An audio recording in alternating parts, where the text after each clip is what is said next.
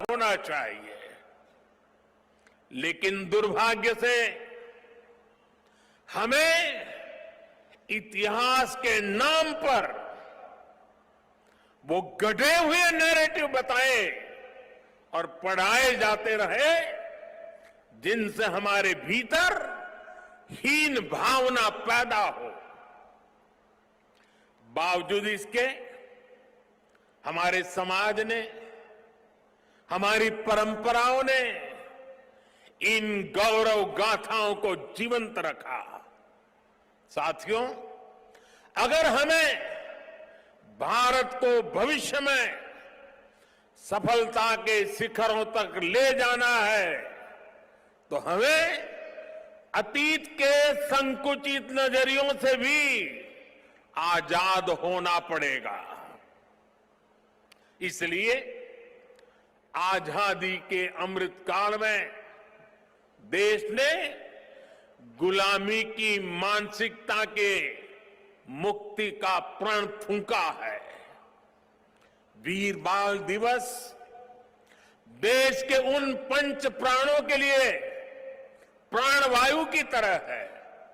साथियों, इतनी कम उम्र में साहबजादों के इस बलिदान में हमारे लिए एक और बड़ा उपदेश छिपा हुआ है। आप उस दौर की कल्पना करिए, औरंगजेब के आतंक के खिलाफ, भारत को बदलने के उसके मंसूबों के खिलाफ गुरु गोविंद सिंह जी पहाड़ की तरह खड़े थे। लेकिन जोरावर सिंह साहब और फतेह सिंह साहब जैसे कम उम्र के बालकों से औरंगजेब और उसकी सल्तनत की क्या दुश्मनी हो सकती थी। दो निर्दोष बालकों को दीवार में जिंदा चुनवाने जैसी दरिंदगी क्यों की गई? वो इसलिए क्योंकि औरंगजेब और उसके लोग गुरु गोविंद सिंह के बच्चों का धर्म तलवार के दम पर बदलना चाहते थे।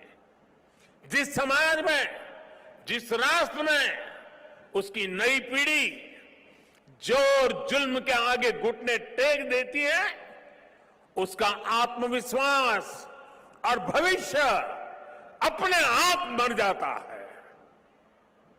लेकिन भारत के वो बेटे, वो वीर बालक मौत से भी नहीं घबराए। वो दीवार में जिंदा चुन गए, लेकिन उन्होंने उन आतताई मंसूबों को हमेशा के लिए दफन कर दिया।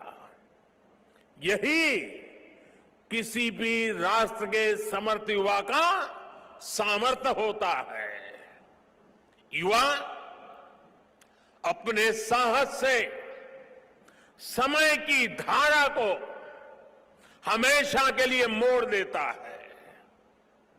इसी संकल्प शक्ति के साथ आज भारत की युवा पीढ़ी भी देश को नई ऊंचाई पर ले जाने के लिए निकल पड़ी है।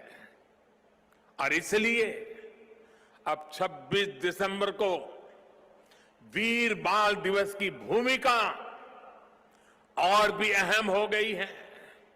साथियों, सिख गुरु परंपरा केवल आस्था और आध्यात्म की परंपरा नहीं है, ये एक भारत श्रेष्ठ भारत के विचार का भी प्रेरणा पुंज है।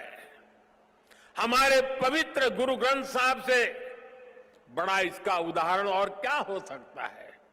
इसमें सिख गुरुओं के साथ साथ भारत के अलग अलग कोणों से 15 संतों और 14 रचनाकारों की वाणी समाहित है।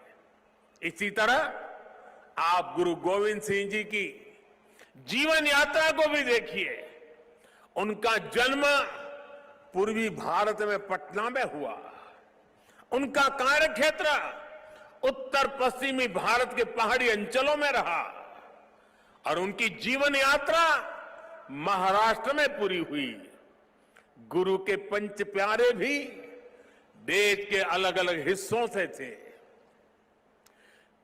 और मुझे तो गर्व है कि पहले पंच प्यारों में एक उस धरती से भी था, द्वारिका से, गुजरात से, जहां मुझे जन्म लेने का सौभाग्य मिला है।